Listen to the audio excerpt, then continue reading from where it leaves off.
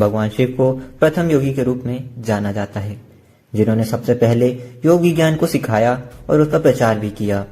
24 फरवरी 2017 को कोयम्बटूर तमिलनाडु में स्थित ईशा योग केंद्र ने आदि योगी की इस विशाल प्रतिमा का अनावरण किया था।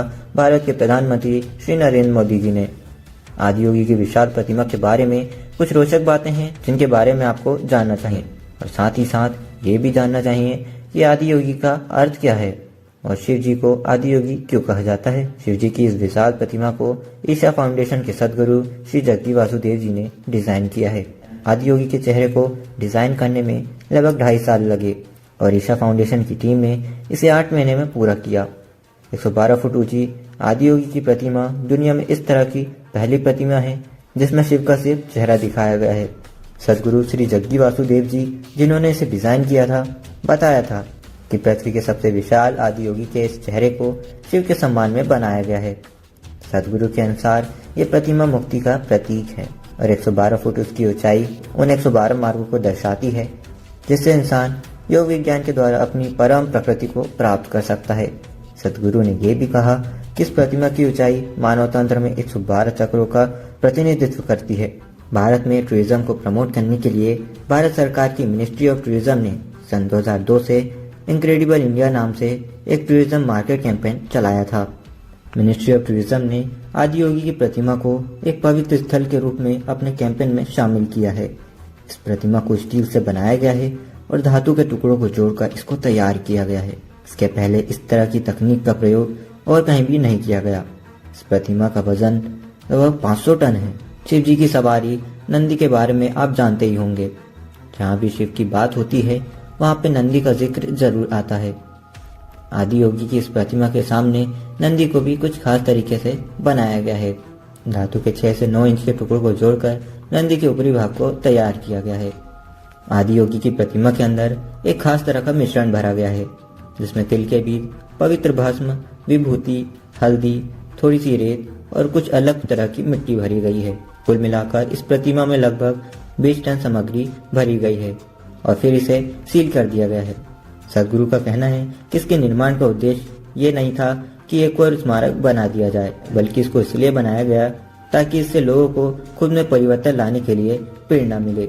सदगुरु ने यह भी बताया कि इसकी 112 फुट की ऊंचाई आपको यह बताती है कि परमात्मा की खोज में आपको कहीं बाहर जाने की जरूरत नहीं है।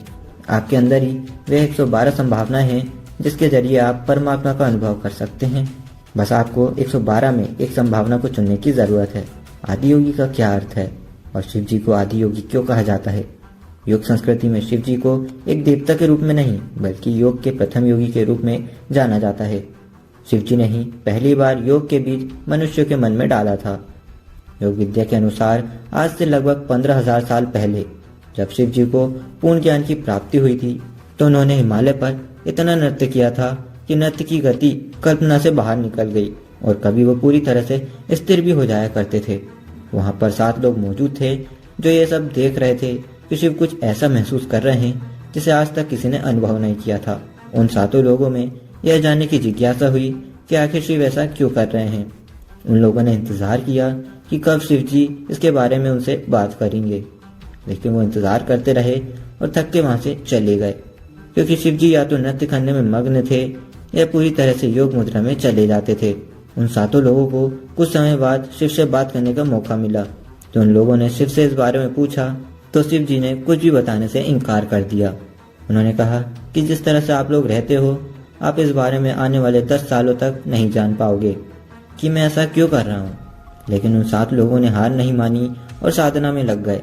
कुछ वर्ष बीते और एक दिन ऐसा आया कि शिव उनकी साधना से प्रसन्न हुए और शिव जी को लगा कि ये 7 लोग पूरी तरह से तैयार हो चुके हैं और अब मैं उनको योग का ज्ञान दे सकता हूँ। इसके बाद शिव जी उनके गुरु बनने के लिए तैयार हो गए और इस तरह से आदि योगी शिव आदि योगी गुरु बन गए। उसी दिन पृथ्वी पर पहले गुरु का जन्म हुआ था और उस दिन को हम गुरु पूर्णिमा के नाम से भी जानते हैं। केदारनाथ से लगभग कुछ किलोमीटर ऊपर ही क्रांति सरोवर नाम से एक झील स्थित है। उसी झील के तट पर शिव जी ने उन 7 लोगों को योग विज्ञान सिखाया था। आपने सप्तऋषि का नाम तो सुना ही होगा। सप्तऋषि वही लोग थे जिन्होंने शिव से योग विज्ञान सीखा था।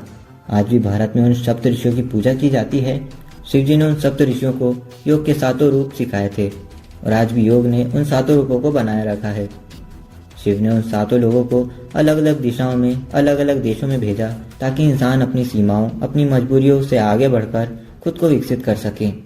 समय बदल गया, चीजें बदल गई, लेकिन आदि योगी ने हमको यह सिखाया कि हम अपनी सीमाओं से आगे निकल सकते हैं। आप आज जो भी कर रहे हैं इससे बहुत आगे निकल सकते हैं।